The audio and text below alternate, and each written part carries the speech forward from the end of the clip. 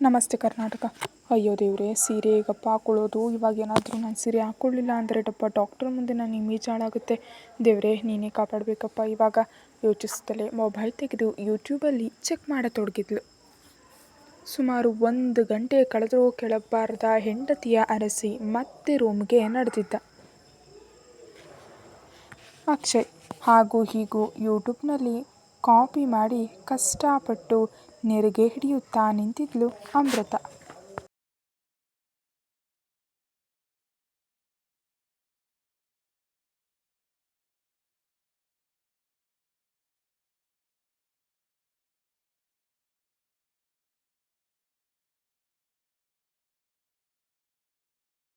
ಬಾಗಿಲಿಗೆ ಚಿಲಕ ಹಾಕಿಲ್ದಿದ್ರಿಂದ ನೇರವಾಗಿ ರೂಮ್ನೊಳಗೆ ನುಗ್ಗಿ ಅರ್ಧಂಬರ್ಧ ಸೀರೆ ಉಟ್ಟು ನಿಂತಿದ್ದ ಅವಳನ್ನು ನೋಡಿ, ಇನ್ನೂ ಆಗಿಲ್ವ ಮಾರಾಯ್ತಿ ನಿಂದು? ಪ್ರಶ್ನಿಸ್ದ. ಅರೆಬರೆ ಅವಸ್ಥೆಯಲ್ಲಿ ನಿಂತಿದ್ರಿಂದ ಅವನನ್ನು ನೋಡಿ ಹುಡುಗಿ ಫುಲ್ ಶಾಕ್ ಆಗಿ ಹಿಡಿದಿದ್ದ ನೆರಿಗೆಯನ್ನು ಕೆಳಗೆ ಬಿಟ್ಟು ಕಣ್ಣು ಪಿಳಿ ಪಿಳಿ ಬಿಡುತ್ತಾ ಗೊಂಬೆ ಹಾಗೆ ನಿಂತುಬಿಟ್ಲು ಅಮೃತ. ಇವಳನ್ನು ಹೀಗೆ ಬಿಟ್ಟರೆ ನಾಳೆವರೆಗೂ ಹೀಗೆ ನಿಂತಿದ್ದಾಳೆ ಅಂದ್ಕೊಳ್ತಾ ತಾನೇ ಮುಂದೆ ಹೋಗಿ ಸೀರೆ ಉಡಿಸಿ ದೃಷ್ಟಿ ಬೊಟ್ಟಿಟ್ಟು ಪರ್ಫೆಕ್ಟ್ ನನ್ನ ಹೆಂಡತಿ ಅಂದ್ಕೊಳ್ಳುತ್ತಾ ಮೆಲ್ಲಗೆ ಸೊಂಟಕ್ಕೆ ಗಿಂಡುತ್ತಾ ಕೆಳಗಡೆ ಓಡ್ದ ಅಕ್ಷಯ್.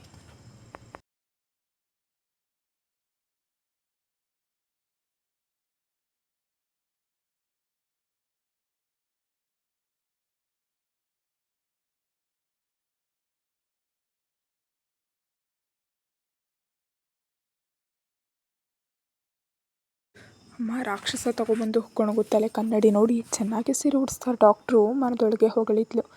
ಅಲ್ವೇ ಅಮೃತ, ಮದುವೆ ಆಗಿ ಗಂಡನ ಡಿಸೈನ್ ಆಗಿ ಗೋಳಾಡಿಸ್ಬೇಕು ಅಂದ್ಕೊಂಡಿದ್ದೆ. ಇವಾಗ ನೋಡಿದ್ರೆ ಎಲ್ಲ ಉಲ್ಟಾ ಆಗೋಯ್ತಲ್ಲೇ. ಈ ಡಾಕ್ಟ್ರು ಮುಂದೆ ಹಾಗೆ ನೀನೇ ಮರೆತು ಬಿಡ್ತೀಯಲ್ಲೇ. ಬಿಡ್ಬೇಡ್ವೆ ನಿನ್ನ ರೌಡಿ ಬೇಬಿ ಬುದ್ಧಿ ಬಿಡಬೇಡ. ಈ ಡಾಕ್ಟ್ರು ಯಾರನ್ನ ಕೇಳಿ ಸೀರೆ ಉಡಿಸಿದ್ದಾನೆ ಮಾಡ್ತೀನಿ ಇವನಿಗೆ ಎನ್ನುತ್ತಾ ಕೆಳಗಡೆ ನಡೆದಿದ್ಲು. ಎಲ್ಲರೂ ಇವಳಿಗಾಗಿ ಡೈನಿಂಗ್ ಟೇಬಲ್ ಬಳಿ ಕಾದು ಕುಳಿತಂತಿತ್ತು. ಕೆಳಗಡೆ ಬಂದವಳೆ ತಾನೊಂದು ಚೇರ್ ಎಳೆದು ಕೂತ್ಲು.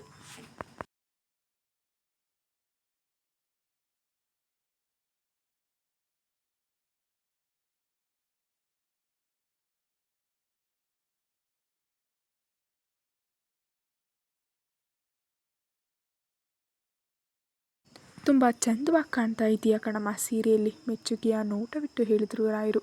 ಸೀರೆ ಉಡಿಸಿದ್ದು ನಾನಲ್ವೇ, ಚಂದವಾಗಿ ಕಾಣಲೇಬೇಕು. ಮೆಲ್ಲಗೆ ಕೊಂಡ್ಕೊಂಡಿದ್ದ ಅಕ್ಷಯ್. ಎಷ್ಟು ಚಂದವಾಗಿ ಸೀರೆ ಉಡ್ತೀಯ ಗೊಂಬೆ, ದೃಷ್ಟಿ ತೆಗೆಯುತ್ತಾ ನುಡಿದಿದ್ರು ಗಾಯತ್ರಿ. ಅವಳಿಗೆ ಮುಜುಗರ ಎನ್ನಿಸ್ತಿದ್ರೆ ಅಕ್ಷಯ್ ಮುಸಿ ಮುಸಿ ನಗ್ತಲಿದ್ದ.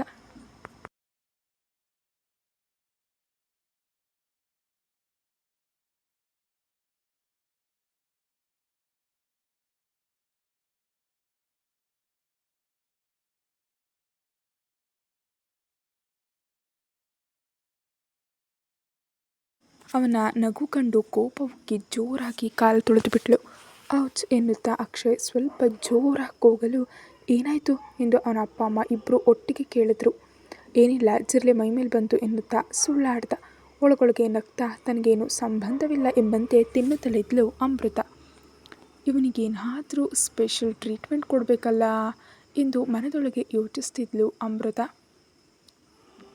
ನನ್ನ ಕಾಲನ್ನೇ ತುಳಿತೀಯ, ಸಿಗು ಒಬ್ಳೆ, ಮಾಡ್ತೀನಿ ನಿನಗೆ.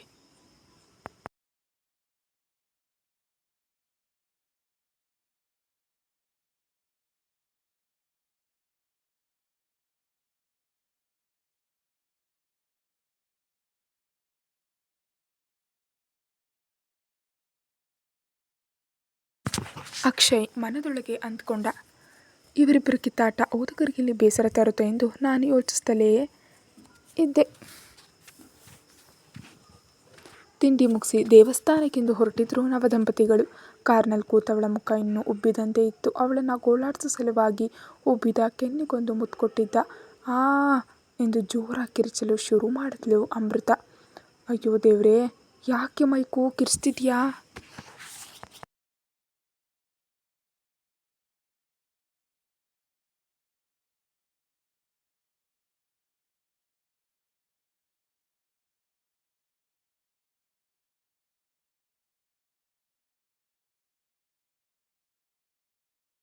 ಅಯ್ಯೋ ಡಾಕ್ಟ್ರೇ, ನಿನ್ನೇನೋ ಭಾಳ ಸಭ್ಯ ಅಂತ ನಮ್ಮ ಕತೆ ಓದೋಗರೆಲ್ಲ ತಿಳ್ಕೊಂಡಿದ್ರು.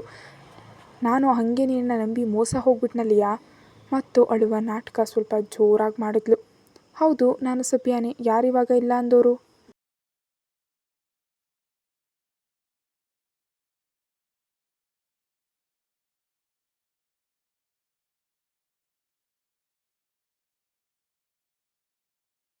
ಯಾವಾಗಂದರೆ ಅವಾಗ ಕಿಸ್ ಮಾಡೋದು, ಗಿಂಟೋದು, ಹೇಳ್ದೆ ಕೇಳ್ದೆ ಬಂದು ಸೀರೆ ಉಡಿಸೋದು ಇವೆಲ್ಲ ಸಭ್ಯರ ಲಕ್ಷಣವಾ?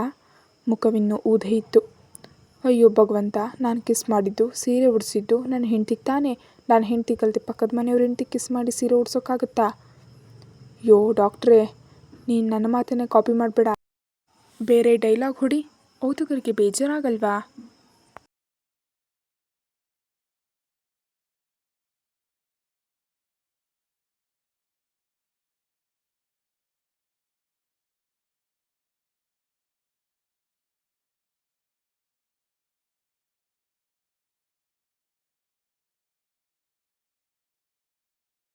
ಇರೋದನ್ನು ಇದ್ದಂಗೆ ಹೇಳೋದಕ್ಕೆ ಡೈಲಾಗ್ ಯಾರದಾದ್ರೇನು?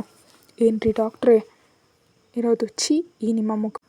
ನಾನಾಗಿರೋದಕ್ಕೆ ಮೆಚ್ಕೊಂಡಿದ್ದೀನಿ. ಒಮ್ಮೆ ಟ್ರೈ ಮಾಡಿ ನೋಡಿ. ಪಕ್ಕದ ಮನೆ ಮುದುಕಿನೂ ಒಪ್ಪಲ್ಲ. ಮುದುಕಿ ಯಾಕೆ? ಅವಳಿಗೊಬ್ಳು ಮೊಮ್ಮಗಳಿದ್ದಾಳೆ, ಅವಳನ್ನೇ ಮದುವೆ ಆಗ್ತೀನಿ ಬಿಡು, ಕಣ್ಣು ಹೊಡೆಯುತ್ತಾ ನುಡಿದಿದ್ದ.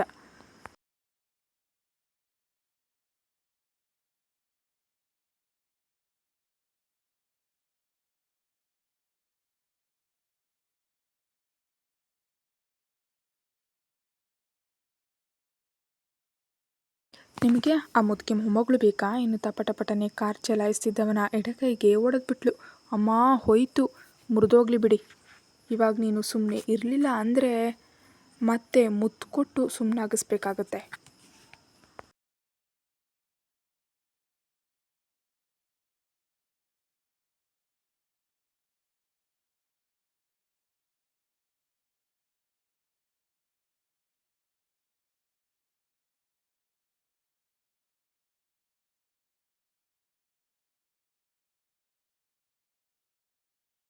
ಹುಡುಗಿ ಗಪ್ಚುಪ್. ಯಾಕಮ್ಮಣ್ಣಿ ಸುಮ್ಮನಾಗ್ಬಿಟ್ಟೆ? ಏನು ಬೇಕಿದ್ರು ಬಾಯ್ಬಿಟ್ಟು ಕೇಳ್ಬೋದು, ನಾಚ್ಕೊಳ್ಳೋ ಅಗತ್ಯ ಇಲ್ಲ. ಹೇ ಥೂ, ಇವನೊಬ್ಬ ನಾಚಿಕೆ ಬಿಟ್ಟವ. ಮೆಲ್ಲಗೆ ಗೊಣಕೊಂಡ್ಳು. ಗೊಣಗೋದು ನಿಲ್ಲಿಸಿ ಇಳಿ ಕೆಳಗಡೆ, ದೇವಸ್ಥಾನ ಬಂತು. ಗುರಾಯಿಸ್ತಲೇ ಇಳಿದು ಪೂಜೆ ಸಾಮಗ್ರಿ ಅಂಗಡಿಯ ಬಳಿ ಹೋದ್ಲು. ಅವ ಕಾರ್ ನಿಲ್ಲಿಸಿ ಬಂದ ನಂತರ ಪೂಜಾ ಬುಟ್ಟಿ ಹಿಡಿದು ಇಬ್ಬರು ಜೊತೆಯಲ್ಲೇ ಒಳಗಡೆ ನಡೆದ್ರು.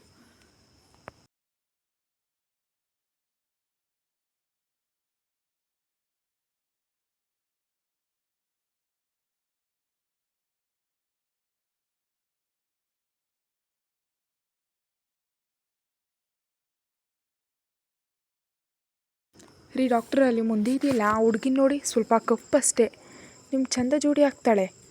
ನೀವು ಹ್ಞೂ ಅಂದರೆ ಹುಡುಗಿನ ನಾನೇ ನಿಂತು ಒಪ್ಪಿಸಿ ಮದುವೆ ಆಗಿಬಿಡಿ, ನನಗೆ ಬಿಡುಗಡೆ ಕೊಟ್ಬಿಡಿ. ಅವಳಿಗಾಗಲೇ ಮದುವೆ ಆಗಿದೆ ನಡಿಯೇ.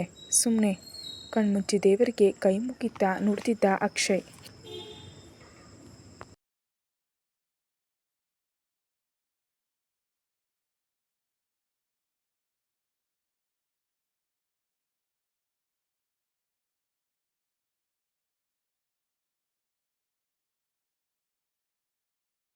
ಅವಳಿಗೆ ಮದುವೆ ಆಗಿದೆ ಅಂತ ನಿಮಗೆ ಹೇಗೆ ಗೊತ್ತು?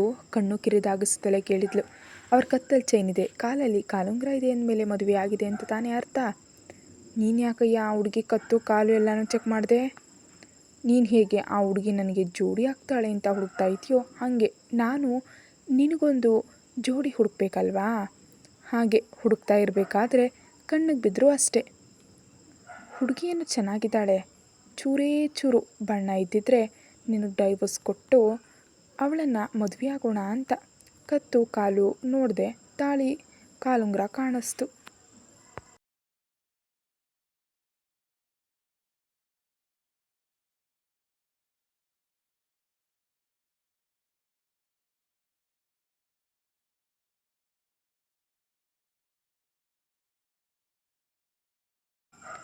ಡಬ್ಬ ನನ್ನ ಮಗ ಯಾವಾಗಲೂ ಉತ್ತರ ರೆಡಿಯಾಗಿನೇ ಇಟ್ಕೊಂಡಿರ್ತಾನೆ.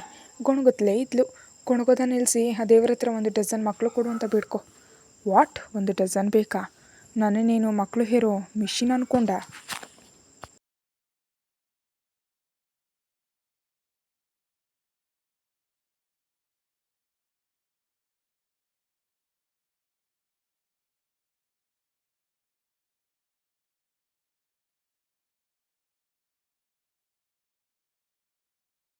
ನೀನೇನು ಅನ್ನೋದು ನಂತರ ಹೇಳುವೆ, ಮುಂದೆ ನಡಿ. ದೇವ್ರೆ, ನಾನು ನಿನ್ನ ಹತ್ರ ಅದೆಷ್ಟು ಅಪ್ಲಿಕೇಶನ್ಸ್ ಹಾಕಿದೆ. ನಾನು ನನ್ನ ಗಂಡ ಆಗೊಂದು ಡಿಸೈನ್ ಆಗಿ ಜಗಳ ಮಾಡಬೇಕು, ನಾನು ಏನೇ ಹೇಳಿದ್ರು ಹ್ಞೂ ಅಂತ ಅಷ್ಟೇ ಹೇಳಬೇಕು ಅಂತ. ನನ್ನ ಅಪ್ಲಿಕೇಶನ್ ಯಾಕಪ್ಪ ಹಿಂಗೆ ಉಲ್ಟಾ ಮಾಡಿಬಿಟ್ಟೆ? ಇನ್ನು ನಾನೇ ಹೇಳಿದ್ರು ಉಲ್ಟಾ ಟಾಂಗ್ ಕೊಡ್ತಾನೆ. ನನ್ನ ಕಷ್ಟನ ಯಾರ ಹತ್ರ ಹೇಳಪ್ಪ. ಮನದೊಳಗೆ ದೇವರೊಂದಿಗೆ ಮಾತಿಗಿಳಿದಿದ್ಲು ಅಮೃತ.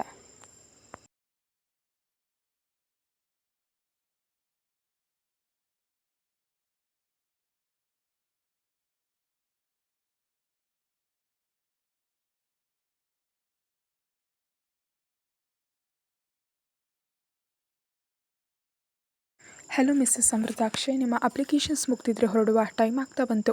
ಮನೆಯಲ್ಲಿ ನಮ್ಮ ಅತ್ತೆ ಮಾವ ಬಾಮೈದ ಎಲ್ಲರೂ ಕಾಯ್ತಿದ್ದಾರೆ. ಕೈ ಮುಗಿದು ಕಣ್ಮುಚ್ಚಿ ದೇವರೊಂದಿಗೆ ಮಾತನಾಡ್ತಿದ್ದ ಅವಳನ್ನು ಎಚ್ಚರಿಸಿದ. ಟಪ್ಪ ನನ್ನ ಮಗ ದೇವ್ರ ಜೊತೆನೂ 2 ನಿಮಿಷ ನೆಮ್ಮದಿಯಾಗಿ ಮಾತಾಡೋಕೆ ಬಿಡಲ್ಲ. ದೇವ್ರೆ ನೀನೇ ನೋಡಪ್ಪ ನನ್ನ ಕಷ್ಟನ, ನೀನೇ ನೋಡಪ್ಪ, ಇವನಿಂದ ಬಿಡುಗಡೆ ಕೊಡಿಸು ಅಂತ ಕೇಳಲ್ಲ. ನೋಡೋಕೇನೋ ಚೆನ್ನಾಗಿದ್ದಾನೆ, ಅವನೇ ಸಾಕು. ಆದರೆ ನಾನು ಕೊಡೋ ಟಾಂಗ್ಗಳಿಗೆ ಉಲ್ಟಾ ಟಾಂಗ್ ಕೊಡದೆ ಸುಮ್ಮನೆ ಇರೋ ಥರ ವರ ಕೊಟ್ಬಿಡಪ್ಪ. ಕೈ ಮುಗಿದು ಕೊನೆಯ ಬೇಡಿಕೆ ಇಟ್ಟಿದ್ಲು.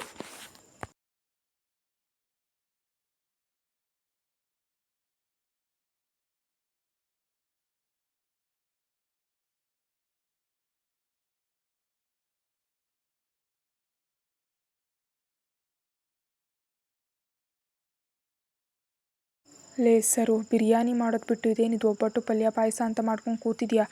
ನನ್ನ ಕಂಡ್ರೆ ಒಬ್ರಿಗೂ ಭಯಾನೇ ಇಲ್ಲ ಕಣಪ್ಪ. Full unrespect. ಒಬ್ಬಟ್ಟನ್ನ ಬಾಯೊಳಗೆ ಇಡುತ್ತಲೇ ಕೇಳಿದ್ಲು. ಹೊಸದಾಗಿ ಮದುವೆ ಆಗಿರೋರು 1 ವರ್ಷದವರೆಗೆ ನಾನ್ ವೆಜ್ ತಿನ್ನೋ ಆಗಿಲ್ವಂತೆ ಕಣೇ ಎಂದಿದ್ದ ಮದನ್.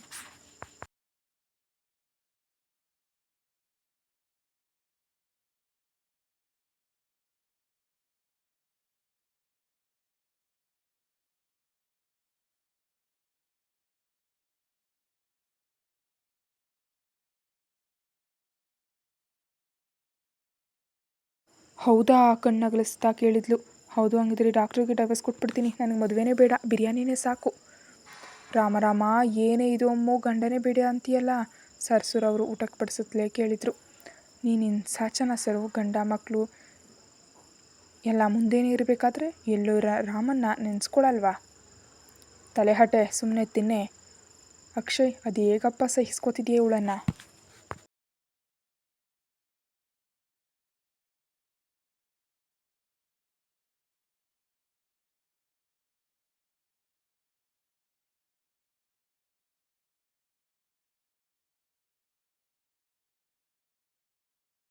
ಅವನೇನು ನನ್ನ ಸಹಿಸ್ಕೊಳ್ಳೋದು, ನಾನೇ ಅವನನ್ನು ಸಹಿಸ್ಕೋತಾ ಇರೋದು ಮನದೊಳಗೆ ಅಂದ್ಕೊಂಡ್ಳು.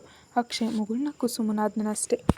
ಅತ್ತೆ ತಿಳಿ ಸಾಂಬಾರು ತುಂಬ ಚೆನ್ನಾಗಿದೆ ತಿನ್ನುತ್ತಲೇ ನೋಡ್ತಿದ್ದ ಅಕ್ಷಯ್. ಮದನ್ ಮಾಡಿದ ಕಣಪ್ಪ, ಅವನು ತುಂಬ ಚೆನ್ನಾಗಿ ಅಡುಗೆ ಮಾಡ್ತಾನೆ.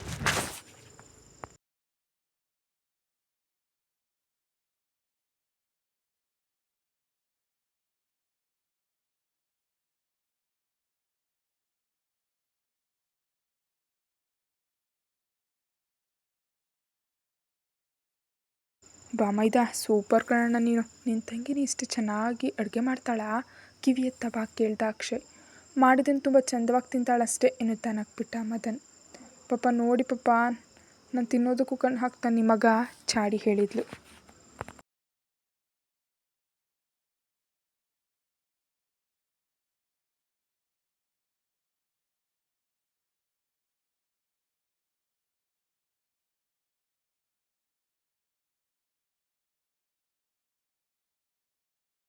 ಯಾಕೋ ಮದನ್, ಆ ಮಗುನ ಗೋಳಾಡ್ಸೋದು ನೀನು?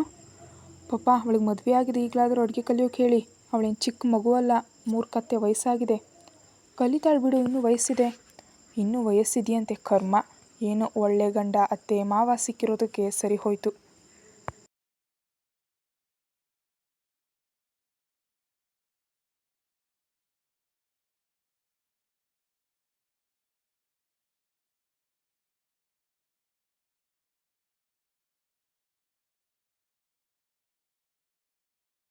ಇಲ್ದಿದ್ರೆ ಸರಿಯಾಗಿ ಬಾರಿಸೋರು. ಮಗಳೆಡೆಗೆ ಹುರಿಕಣ್ಣು ಬೀರುತ್ತಾ ನುಡಿದಿದ್ರು. ಸಸು, ಹೇ ಹಲೋ, ನನಗೂ ಅಡುಗೆ ಮಾಡೋಕ್ಕೆ ಬರುತ್ತೆ. ಏನೋ ನಾನು ಮಾಡೋ ಅಡುಗೆನ ಮೊದಲು ನನ್ನ ಗಂಡನೇ ತಿನ್ನಬೇಕು ಅಂತ ಸುಮ್ಮನೆ ಇದ್ದೆ ಅಷ್ಟೇ. ಬೇಕಿದ್ರೆ ನಾಳೆಯಿಂದ ನನ್ನ ಗಂಡಂಗೆ ನಾನೇ ಅಡುಗೆ ಮಾಡಿಕೊಡ್ತೀನಿ, ನೋಡ್ತಿರು. ಅಕ್ಷಯ್ಗೆ ತಿಂತಿದ್ದ ಊಟ ನೆತ್ತಿಗೇರ್ಬಿಟ್ಟಿತ್ತು ಅವಳ ಮಾತು ಕೇಳಿ.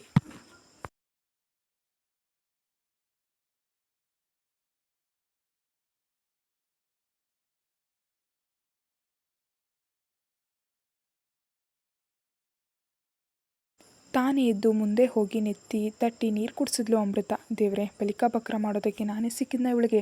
ನಾಳೆಯಿಂದ ನನ್ನ ಪ್ರಾಣ ಉಳಿದ್ರೆ ಸಾಕಾಗಿದೆ. ಇವಳು ಮಾಡೋ ಅಡುಗೆ ತಿಂದು ದೇವ್ರೆ ನೀನೇ ಕಾಪಾಡಪ್ಪ ನನ್ನ, ಮನದೊಳಗೆ ಅಂದ್ಕೊಂಡ ಅಕ್ಷಯ್. ಬಾಬಾ ಹುಷಾರು.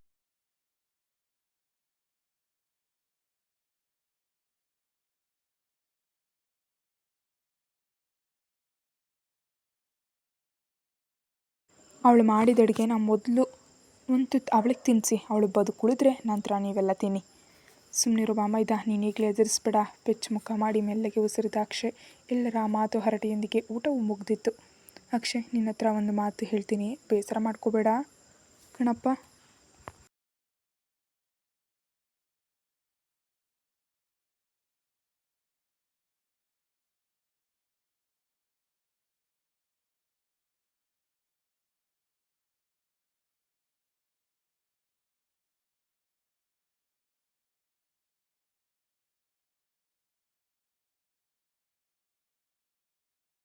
ಹೇಳಿ ಮಾವ. ನನ್ನ ಮಕ್ಕಳು ಸ್ವಲ್ಪ ಮಾತು ಜಾಸ್ತಿ, ತುಂಬ ಒಳ್ಳೆ ಹುಡುಗಿ, ಮಗುವಿನಂತೆ ಮನಸ್ಸು, ಸ್ವಲ್ಪ ಮುಂಗೋಪ ಜಾಸ್ತಿ. ಅವಳೇನು ಹೇಳಿದ್ರು ಬೇಸರ ಮಾಡ್ಕೋಬೇಡ ಕಣಪ್ಪ. ಅಯ್ಯೋ ಮಾವ, ಅವಳೇನು ಅಂತ ಎಲ್ಲವನ್ನ ತಿಳಿದೆ ಮದುವೆ ಆಗಿದ್ದು ನಾನು. ಅವಳು ಮಾತೆ ಅವಳಲ್ಲಿ ಹೆಚ್ಚು ಇಷ್ಟವಾದದ್ದು ನನಗೆ. ಅವಳು ಮೌನವಾದರೆ ನನಗೆ ಹಿಡಿಸಲ್ಲ. ನೀವೇನು ಯೋಚನೆ ಮಾಡಬೇಡಿ, ಅವಳನ್ನು ಚೆನ್ನಾಗಿ ನೋಡ್ಕೋತೀನಿ.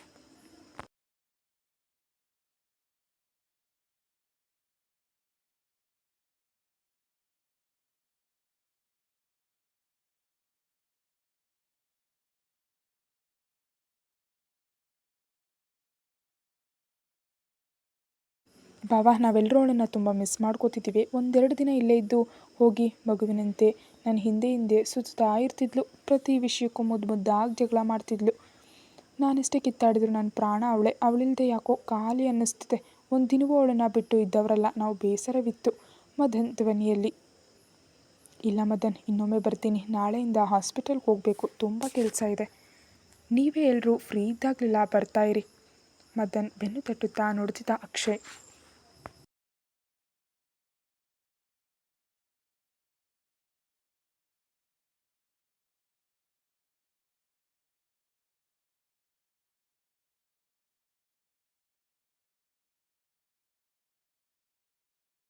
ಸಮಯ ಸಿಕ್ಕಾಗಲೆಲ್ಲ ಕರ್ಕೊಂಡು ಬಾರಪ್ಪ ಅಕ್ಷಯ್, ಸರಸುರವರು ಕಣ್ಣಡಿಸುತ್ತಾ ಹೇಳಿದರು. ಖಂಡಿತ ಅತ್ತೆ, ನೀವೆಲ್ಲ ಇಷ್ಟೊಂದು ಫ್ರೀ ಆಗಿರೋದು ನೋಡಿದ್ರೆ ನನಗೂ ನಮ್ಮ ಅಪ್ಪ ಅಮ್ಮನ ಜೊತೆನೇ ಇದ್ದೀನಿ ಅನಿಸುತ್ತೆ. ತನ್ನ ಉಳಿದ ಒಂದಷ್ಟು ಬಟ್ಟೆ ತುಂಬ್ಕೊಂಡು ಬಂದವಳು ಇವರುಗಳ ಮಾತು ಕೇಳಿ ಬಾಗಿಲಲ್ಲೇ ಕಣ್ತುಂಬಿ ನಿಂತಿದ್ಲು.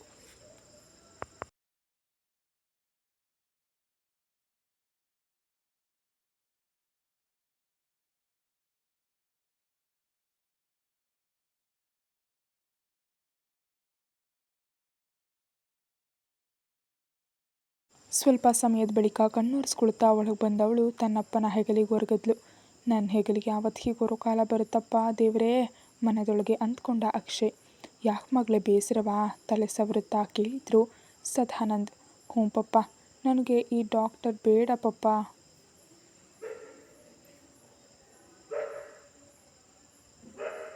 ಯಾಕಮ್ಮ? ನನಗೆ ಬಿರಿಯಾನಿ ಕೊಡಿಸ್ತೀನಿ ಅಂತ ಪ್ರಾಮಿಸ್ ಮಾಡಿ ಕೊಡಿಸೇ ಇಲ್ಲ ಗೊತ್ತಾ? ಮಗುವಿನ ಹಾಗೆ ಮುಖ ಮಾಡಿ ಹೇಳಿದ್ಲು. ಎಲ್ಲರೂ ನಗ್ತಲಿದ್ದಾರೆ. ಹಣೆ ಚಚ್ಕೊಳ್ಬೇಕೆನ್ನಿಸ್ತು ಅಕ್ಷಯ್ಗೆ. ಕತೆ ಮುಂದುವರಿಯುತ್ತೆ. Thank you so much for watching.